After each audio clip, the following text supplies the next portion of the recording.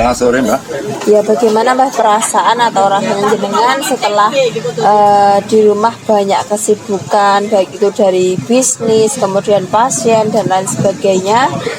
Ini kita ada waktu untuk istilahnya refreshing atau me time. Yang jelas kita memerlukan hiburan, bahwa kita lebih senang untuk bercampur baur kepada masyarakat, bahwa kita tetap senang bersama orang-orang berbagai golongan. Artinya kalau kita hanya membicarakan tentang ilmu, membicarakan kepangeranan, tentu kita akan kejenuhan. Sehingga disinilah letak bahwa manusia ternyata membutuhkan hiburan-hiburan, membutuhkan pergaulan, membutuhkan saling mengisi, saling menghibur. Dan kita tentu apabila kita selesai untuk mencari hiburan, maka apabila kita bekerja, kita akan lebih tenang lagi dan akan lebih jernih lagi. Sehingga kita menghiburkan kepada teman-teman, apabila kita punya kesibukan yang sangat padat sekali, kita sedangnya untuk mencari celah-celah agar kita bisa menghibur diri. Karena kalau hati kita bahagia, hati kita senang, maka kita akan terhindarkan berbagai macam penyakit. Penyakit bisa timbul karena pikiran yang susah atau karena hati yang terhimpit berbagai masalah. Maka dari itu, apabila kita banyaknya hiburan, maka kita setidaknya mempertebal dengan antibodi, sehingga tubuh kita akan kebal, tubuh kita akan kuat, sehingga kita tidak mudah terserang berbagai macam penyakit. Di samping itu, senang sekali bahwa ternyata apa yang dikatakan oleh orang-orang bahwa katanya negara kita hancur, banyak sekali orang yang bilang negara kita hancur yang mana? Sehingga kita tahu bahwa di sudut berbagai desa, kota dan sebagainya, bahwa Indonesia ternyata biasa-biasa saja dan penuh kebahagiaan. Walaupun kita sulit mencari ekonomi, kita juga punya kesusahan, konflik dan sebagainya, ternyata masih banyak di sudut sana yang mereka berbahagia. Walaupun mereka sebenarnya susah mencari ekonomi, di balik itu mereka bisa menyempatkan diri untuk ngobrol-ngobrol, ngopi-ngopi di tempat-tempat seperti ini. Maka ini sebagai kaca benggala bahwa kita tidak usah membuat negara ini kacau, kita bisa membuat negara ini ricuh. Kita bisa melihat ternyata berbagai kota manapun, wilayah manapun, bahwa negara ini biasa-biasa saja. Adapun kejayaan, kesuksesan perlu kita bekerja sama, merangkul dari golongan satu ke golongan yang lain agar negara ini bisa tentram, damai, sentosa. Sehingga perlunya kita untuk bersatu di antara berbagai elemen masyarakat atau berbagai suku, adat dan budaya.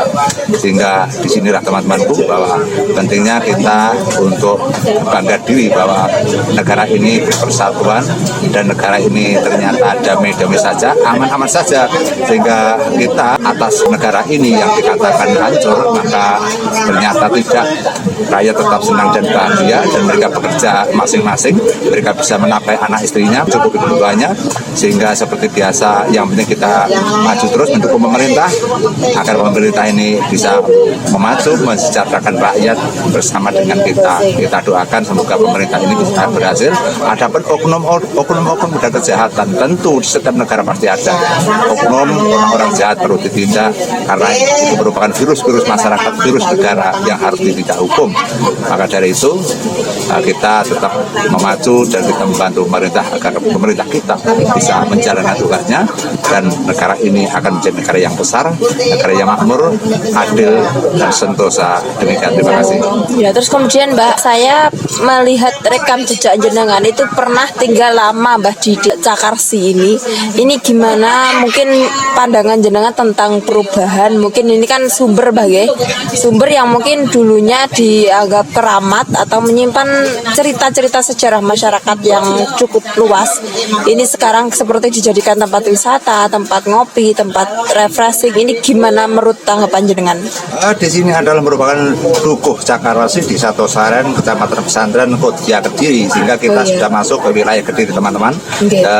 Kita memang biasa untuk hilir mudik. Tapi kita punya sejarah lama, rekam jejak yang lama bahwa kita memang senang mengembara. tidak hanya di wilayah Kediri, Tulungagung, Malang, Surabaya, kemudian Banyuwangi, Kalimantan, Sumatera dan sebagainya. Kita seringnya untuk mengembara sehingga kita bertempat dimanapun punya saudara-saudara, dan seperti biasa bertempat dimanapun, biarpun di Banyuwangi, di Kalimantan, kita seperti hidup bermasyarakat seperti biasa. Di sini letak bahwa apabila orang sering mengembara, letaknya orang yang sering berpergian jauh sehingga akan bertemu orang yang nakal, orang yang apapun, kita akan biasa-biasa saja dan kita akan tenang-tenang saja, sehingga kita tidak ada membeda-bedakan, tidak ada rasa pendekatan, sehingga semua adalah teman kita, saudara kita yang patut kita hormati, karena kita hidup ini harus berdampingan, harus bersaudara, kita tidak bisa membedakan golongan apapun.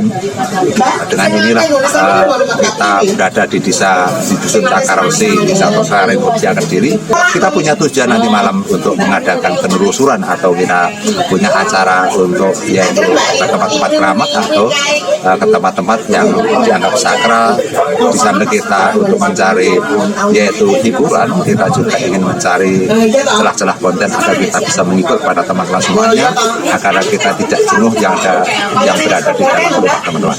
Ya, jadi inilah teman-teman liputan sore kita pada hari ini. Di celah-celah waktu Mbah Gendel kita menyempatkan diri untuk membuat konten singkat sekaligus meliput salah satu tempat yang cukup menyimpan banyak cerita-cerita sejarah yang sekarang dijadikan tempat wisata yang cukup asri. Jadi di wilayah Kediri ini kan memang banyak tempat wisata yang notabene itu bangunan-bangunan. Dan ini adalah salah satu tempat wisata yang asri. Mungkin teman-teman kalau sedang berlibur ke Kediri bisa ke sini, Bang ya.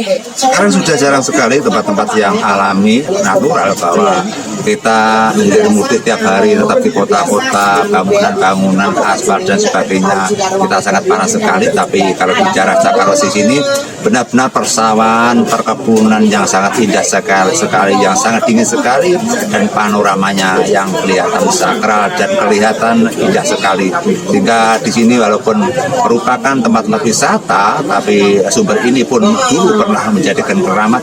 Pernah diisukan bahwa sumber ini pernah ada orang bertapa yang beratus-ratus tahun, hingga kini sudah pudar karena generasi ke generasi. Akhirnya anak cucu yang mereka menempati sini, hilir mudik di sini, bergurau di sini, sehingga tempat-tempat sakral atau bangsa-bangsa sosok halus mereka akan minggir tertekan oleh manusia sekarang. Disinilah teman-teman bahwa manusia akan punya kuasa yang sangat hebat, punya kekuatan yang sangat besar, sehingga bangsa asra pun, bangsa halus pun mereka akan kalah dengan manusia-manusia yang sangat tebal imannya. Terima kasih. Ya teman-teman, cukup sekian. Selamat sore. Salam Rahayu. Rahayu. Wassalamualaikum warahmatullahi wabarakatuh. Rahayu kami nanti. Amin ya rabbal alamin.